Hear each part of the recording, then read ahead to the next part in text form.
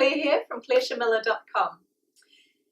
Along the spiritual path, do you sometimes have expectations of yourself where you feel like you should be this fully enlightened, bright, bliss-filled, bubbly expression every minute of every day?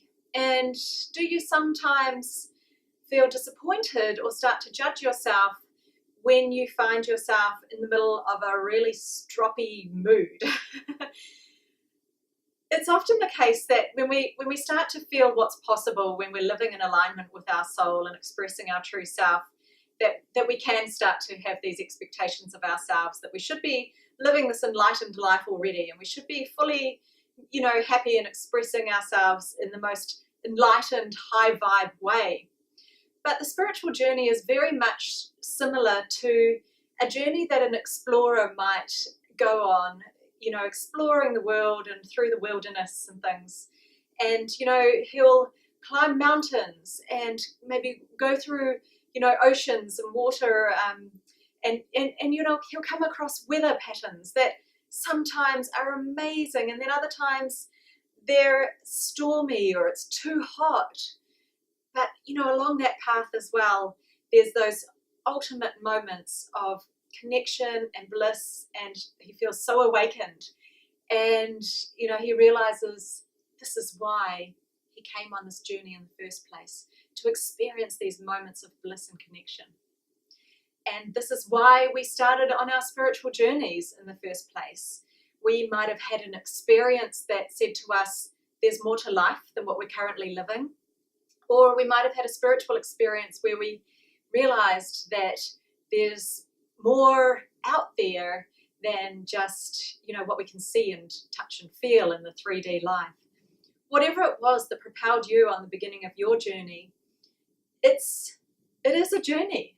And I love the way Zara puts it. It's learning how to live.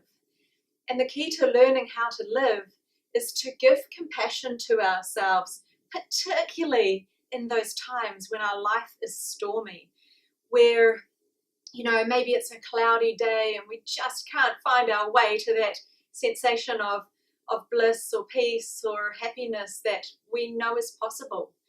The more that we start to judge ourselves for feeling disconnected, the more it keeps us in that space of disconnection.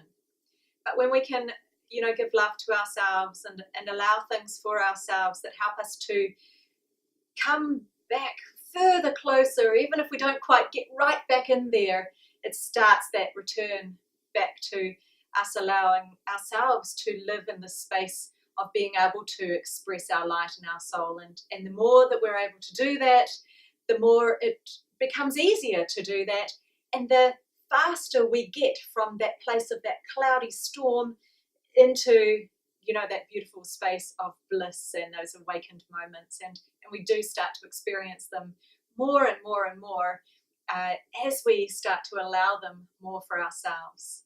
So the key is not judging yourself when you find yourself all tangled up in a bit of a strop, and, giving to yourself in those times, allowing whatever it is that you need to start your return back to that space of feeling connected and whole again, so that, then you can start to live more and more from the space of your light and your beauty, which is, of course, the journey we're on, this journey home to who we truly are.